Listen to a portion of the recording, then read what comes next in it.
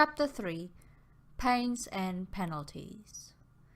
Sir Ralph Nicholson appeared the next day at Pearl's house in answer to a note he had found awaiting him on his return from dining at the Swedish legation the evening before. Stanislas De Güldenfeldt and he were old and intimate friends. Yet, in spite of the fact that he was feeling bitterly mortified at Miss Mendovi's cool reception, not once did Amy's name cross his lips in the conversation kept up between the two men until the early hours of the morning. De Güldenfeldt, on the contrary, spoke incessantly of Pearl, and Ralph wondered if his friend had the vaguest idea how much he betrayed himself in every word he let fall. He gazed at him with amazement. Here was a man who had been known throughout his career as the most cautious, the most guarded, and the most reticent of diplomatists, proving by every remark that passed his lips, in the very expression of his flushed and handsome face, the thoughts that were evidently entirely monopolizing his mind. For the time being, the two men seemed to have changed personalities, and the more De Güldenfeldt spoke of Pearl, the more silent and reserved did Nicholson become. He watched him with half-closed eyes through his cigar smoke, and with a cynicism he had somewhat adopted of late, found himself pitying what he chose to designate as his friend's state of demoralization. Poor old fellow, he thought. Japan is spoiling him. 3 years ago, one would never have heard him maudling about a woman in this ridiculous way. Good heavens, what confounded fools these women make of us! To Mrs. Nugent, the following day, he gave expression to almost the same sentiment, though on that occasion it was entirely in reference to himself. To her, he was as frank and open as he had been reticent to De Güldenfeldt. Little by little, the whole story came out.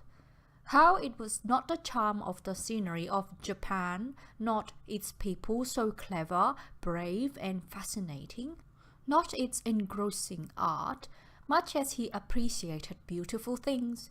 In fact, none of these attractions that had recalled him to the country after a few months' absence, but simply the recollection of one little rebellious curl on Amy Mendovi's white forehead, the distinct and haunting impression of a seductively mocking expression in the bright eyes that had induced him to cast all home duties and pleasures to the winds, and had once more dragged him back to her side. "And you see, Mrs. Nugent, how I have been rewarded for my constancy. But then men are such confounded fools. She refused me 18 months ago, you know. Nevertheless, I always had a faint hope that au fond she was not so entirely indifferent to me, which proves what a conceited, fatuous ass I am. Perhaps it is only fair that I should be punished for my folly." "And are you so very positive that she does not care for you?" asked Pearl, looking up into his face with a smile. "Judge for yourself. If a girl cared 2 straws for a man, would she, in response to an offer of marriage, after a journey of 11,000 miles taken by that unfortunate fellow for her sake, sit down and begin to strum on the piano? I ask you, would any girl with a scrap of feeling or of heart do such an outrageous thing? What did she play? How am I to know? And I'm sure I don't care. I have no ear for music. Something very noisy and jingly, that's all I heard." "You didn't recognize the waltz you used to dance together then?" asked Pearl, without looking at him, began putting straight the little ivory netsuke on her mantelpiece. "By Jove!" exclaimed Ralph, jumping from his seat. "You don't mean to tell me that she was playing that? Now that you've mentioned it, the tune did seem familiar to me. You mean, then, that Good heavens! I see it all now. Mrs. Nugent, what an infernal idiot I have been." "Yes," said Pearl quietly, "perhaps you have been rather a goose." "But how the dickens was I to know? Who would ever have imagined she would act in such an extraordinary way? In all your dealings with that young woman, you must bear in mind that she never does things quite like other people," replied Pearl. "That must always be taken into consideration, and your own conduct consequently must be dependent on this knowledge. So instead of rushing off to her instantly again, as I see you are dying to do, I should refrain if I were you." "But what am I to do?" "I should simply for a time take absolutely no notice of her, and what would be better still, and would certainly lead to most excellent results, get up a mild flirtation with someone else." Sir Ralph looked serious. "Mrs. Nugent," he said, "I'm not a bit that sort of fellow, you know. I'm really an awful duffer at saying pretty things to a woman, especially when I don't mean them." "Never mind, try your best for once in a way, for take my word for it, if you want Amy as a wife, you must first rouse her pique, her jealousy. She feels far too sure of you now, and she will be surer still if she finds you have no intention of going off again, as she now have fears you may do.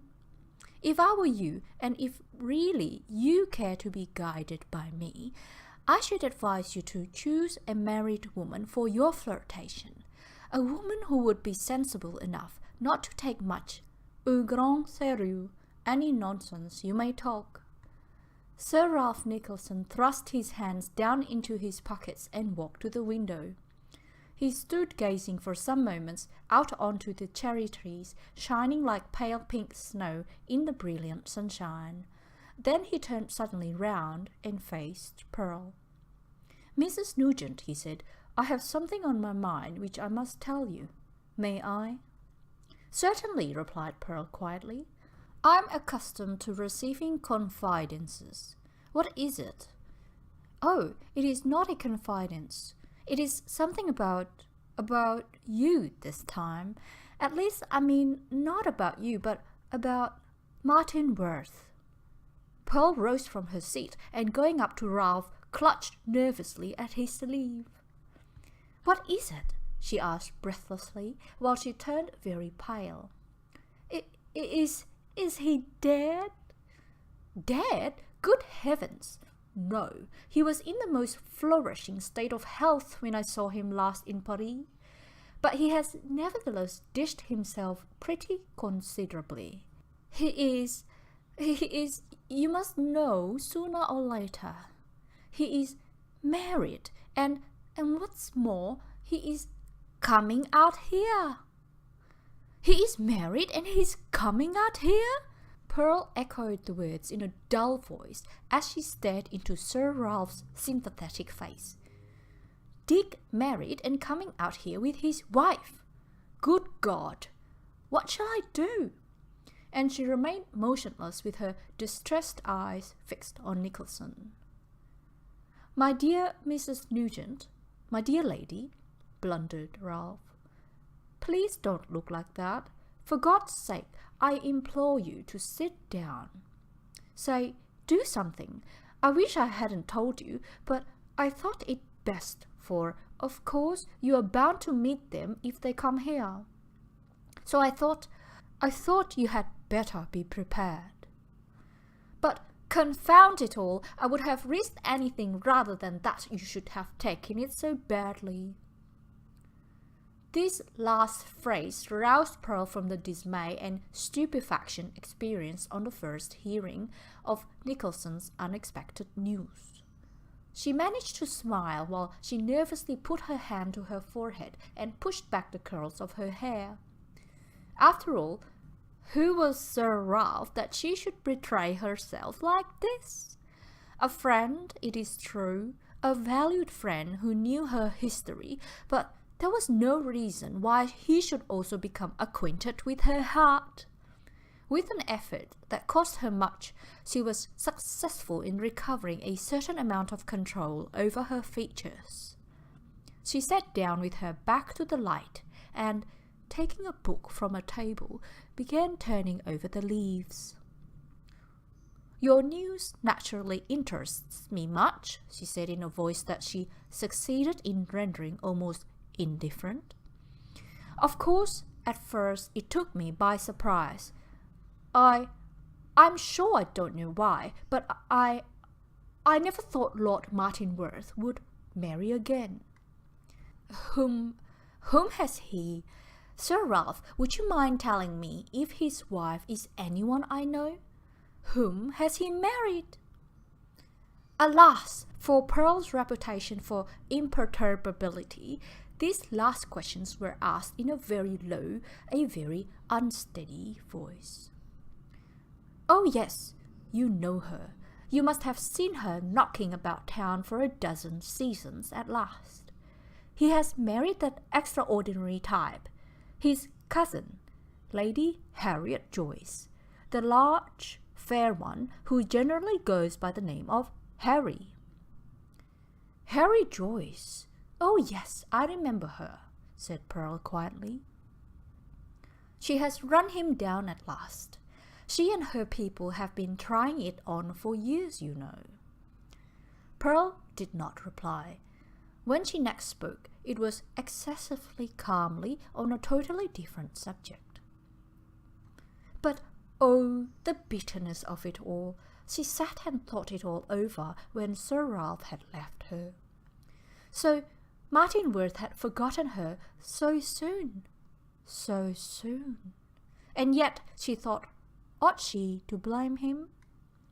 Ought she not, instead of feeling this sentiment of utter despondency, utter disgust, be rejoicing that Martinworth by this step could henceforth no longer be anything nearer to her than an ordinary friend, an ordinary acquaintance? She accused herself over and over again for her inconsistency. She told herself that she was absurd, illogical, unreasonable.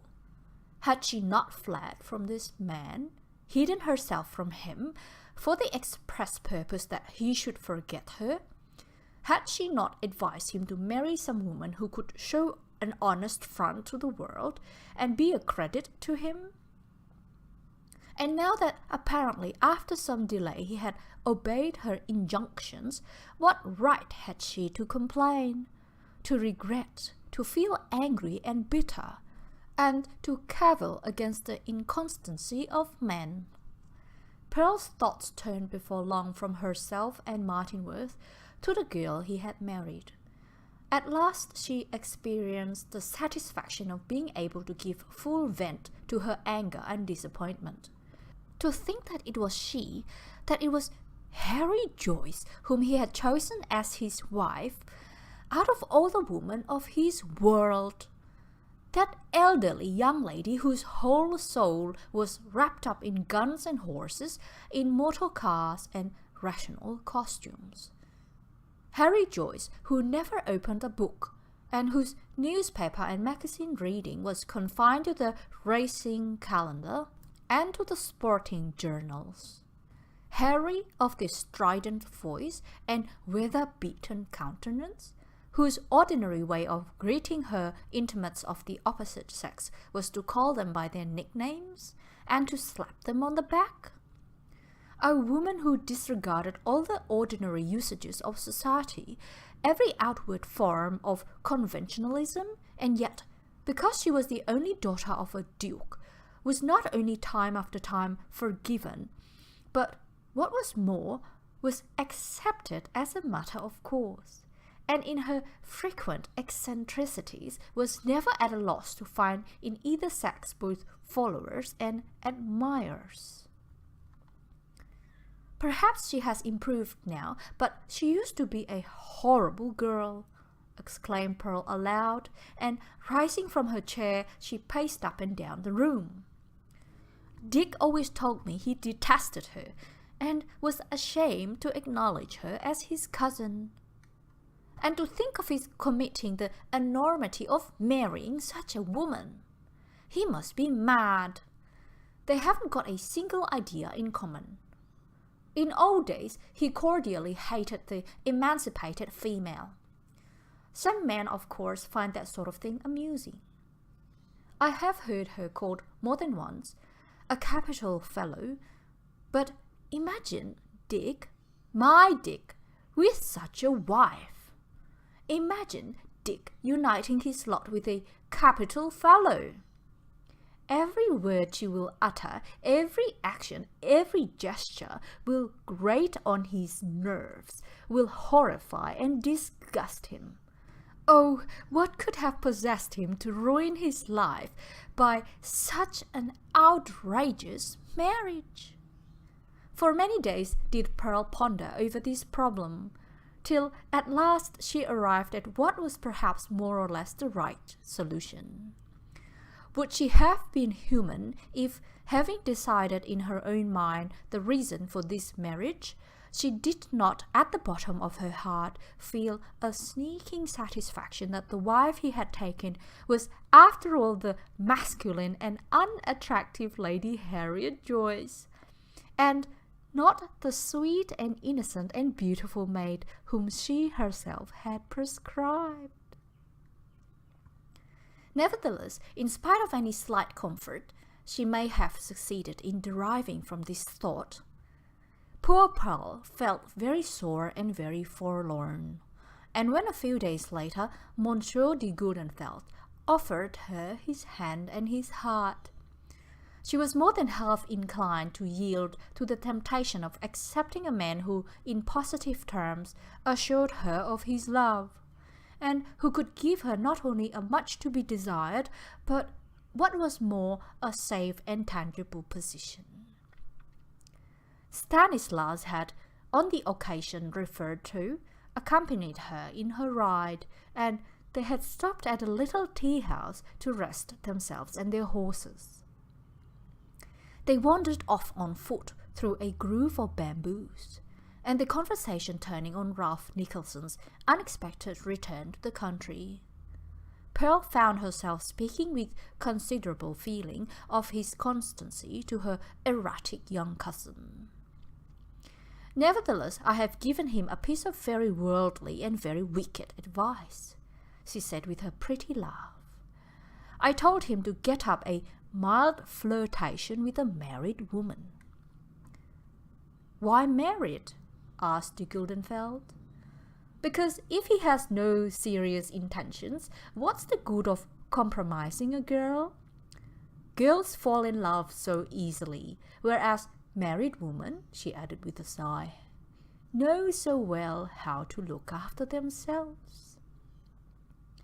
Monsieur De Güldenfeldt did not reply for a moment. Then he stopped in his walk and, gazing at his companion, asked somewhat gravely, "Mrs. Nugent, are you quite sure that all married women know so very well how to take care of themselves?" "I think," answered Pearl in a low voice, "if, as I judge from your question, you are thinking of me, I really know pretty well how to look out for myself. But then, of course, my position is different from the majority of married women. I am a sort of anomaly, and have had the sad necessity of learning the lesson how to protect my poor battered self. I confess, at times, I have found it a somewhat difficult task, but I feel sure I have mastered it thoroughly now. It has been a case of force majeure, you see," and tears glistened in her eyes as she looked up at him. Stanislas de Güldenfeldt's heart swelled as, glancing at this beautiful woman with a troubled face, he thought of the unhappiness of her past life and of her present dignity and courage. He stopped again and seized hold of her hands. "Mrs. Nugent, Pearl," he said in a deep voice, "instead of the future fighting your own battles, dear, will you let me fight them for you? Will you marry me? Will you let me have the gratification of being in the blessed position of having the right to protect you? Of shielding you from evil tongues, and of trying to render you the happy woman you deserve to be?" The colour flew into Pearl's cheeks, but she did not withdraw her hands from his. She looked at him, extreme astonishment depicted on her face. "You are asking me to marry you," she said. You? "Yes, I love you deeply, and my greatest desire on earth is to make you my wife. Why should you be so surprised at that? Why, Pearl?"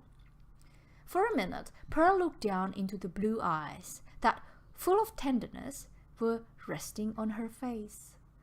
She gazed at them as if trying to penetrate their very depths. They were kind, true eyes, she thought, but she withdrew her hands gently from his and turned away with a sigh. "No," she said, "I can never marry you. Oh, that I could! That I could! Do you know," she added hastily, without waiting for the reply that she saw trembling on his lips, "do you know, Monsieur De Güldenfeldt, that I think you one of the best, one of the most generous of men.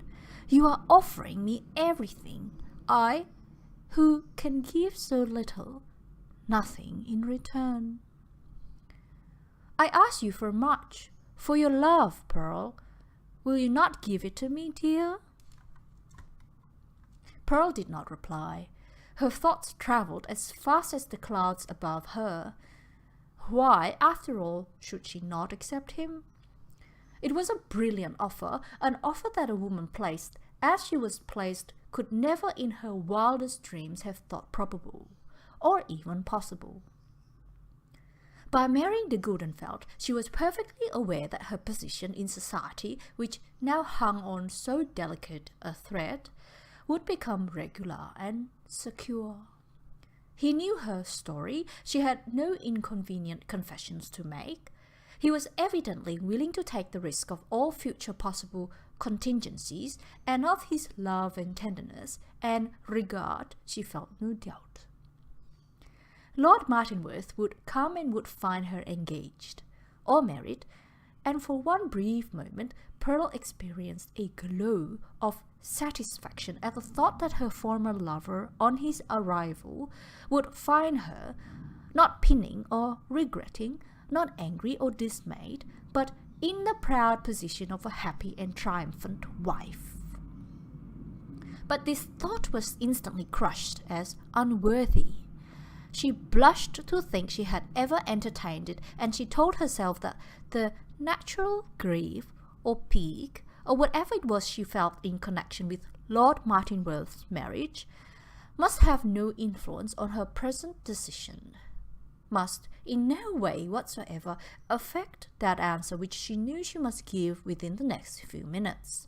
De Güldenfeldt was, she was well aware, a clever and a good man. A man of a certain present and of a brilliant future. A man that any woman might be proud to call husband. And here he stood, offering her, a poor waif and stray in society, his love and his name. And yet she felt that it was beyond her to accept these gifts offered thus generously. Why?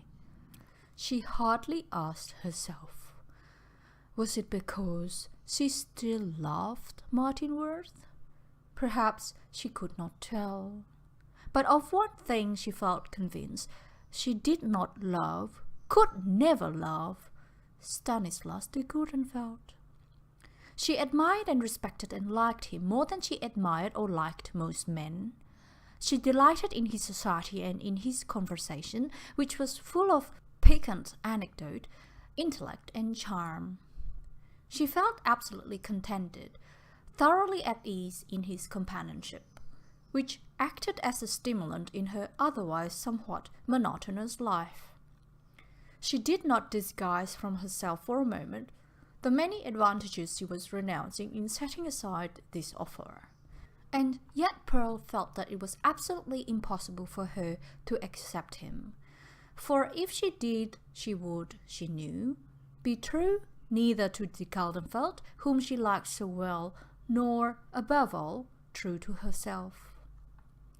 By this time, the two were seated on a little bamboo bench, and De Güldenfeldt, waiting and watching him with anxiety, the expressive face, half guessed and wholly feared the struggle that was being fought within. He rose hurriedly. "Don't say anything. Don't speak now," he exclaimed. "Wait, Pearl. Take your time to consider. But remember, my darling, I may call you so this once, that my whole life's future, my whole life's happiness depends on your answer." Pearl felt greatly tempted to abide by this advice and to delay. As he gave her this chance, why commit herself by answering at once? But her hesitation lasted only a minute. Her natural candour and frankness of disposition warned her it would be more than cowardly to postpone her refusal. She turned towards him and said in her low voice, "Monsieur De Güldenfeldt, it is best you should know at once that which always must be known, for I know my decision can never change. I fear it must be no. I can never marry you. For your own sake, it must be so, for I do not love you as you should, as you deserve to be loved. My liking, my respect, my admiration is unbounded. But love, forgive me for paining you, such as I have known the word, is not, can never be mine to give you." De Güldenfeldt let his keen blue eyes rest for a minute on Pearl's flushed face, then without a single word in reply, with a quick, impatient shrug of the shoulders, without a moment's hesitation, he turned and strode abruptly away. Left by herself on the bench, Mrs. Nugent watched this precipitate departure with considerable dismay. She had seen and known the Swedish minister in many moods. Ironical, pensive, bubbling over with good spirits one day, melancholy and depressed the next. But so far she never remembered having been a witness to his anger. She gazed after him now with genuine consternation as he paced the little path with his head thrown back, and his hands thrust well down into the pockets of his riding breeches. Her spirits sank as the minutes passed, and he finally disappeared from view. Eventually, the sentiment of trepidation that had at first seized her changed to that of irritation and considerable annoyance. After all, she thought, she had answered him as gently as surely in the circumstances it was possible to reply, and the more she considered the question, the more did a feeling of extreme vexation and surprise overcome her at her refusal being received in this apparently intensely angry and rebellious spirit. Women at best are but unreasonable creatures, and Mrs. Nugent was no exception to the rule. Forgetting to make allowances for the necessary blow that such a prompt refusal must certainly inflict on a man of Stanislas de Güldenfeldt's proud and rather unyielding disposition. On his side, he was fully aware of the many and great advantages of his offer, and of the sacrifices on his part that such a marriage would entail. It had by no means been fear of failure alone that had prevented him from suggesting a connection of a possibly too unbinding or temporary nature. Since his final determination to make this marriage, he had learnt that the great love he bore Pearl would, in itself, independent of any other reason, be sufficient to cause him to reject the former idea with promptitude and distaste. He did not, however, disguise from himself that, situated as she was, 9 men out of 10 would have hesitated before offering her their name. He himself had deliberated and paused before taking this step, but having once, with complete disregard of his future, proposed to give up all for her, he found it impossible to recover from the mortification that her abrupt rejection of his offer, and the refusal for one moment even to consider his proposal, had caused him. Stanislas, greatly angered and deep in thought, strode on and on. It was only the fact of unexpectedly finding himself once more at the tea-house that roused him from his vexatious thoughts, recalling to him the fact of his hasty departure and unceremonious desertion of Pearl. He then and there retraced his steps, and found her where he had left her on the bench, with a heightened colour and a look of decided reproach in her eyes. He was very pale as he lifted his hat to her. "Pardon me for leaving you alone," he merely said. "Shall we return now? It is getting chilly." Pearl rose without a word. She followed humbly, feeling somewhat like a naughty child in disgrace. It was not long before her pride rebelled against this sentiment, so unpleasantly novel to her, and though her voice trembled and her throat felt rough and dry, she nerved herself to break the prolonged and awkward silence. "I don't think you are treating me very well," she said rather defiantly. "You did me the honor to ask me a question, and I replied in the only way that seemed possible to me. I can only say I grieve if it was not the answer you appear evidently to have expected." Monsieur De Güldenfeldt did not speak. He merely slowly raised his head, and with his searching eyes gave Pearl one long and steadfast look. This look had the unpleasant effect of causing Mrs. Nugent to sincerely wish she had bitten her tongue out sooner than have ventured to break the silence.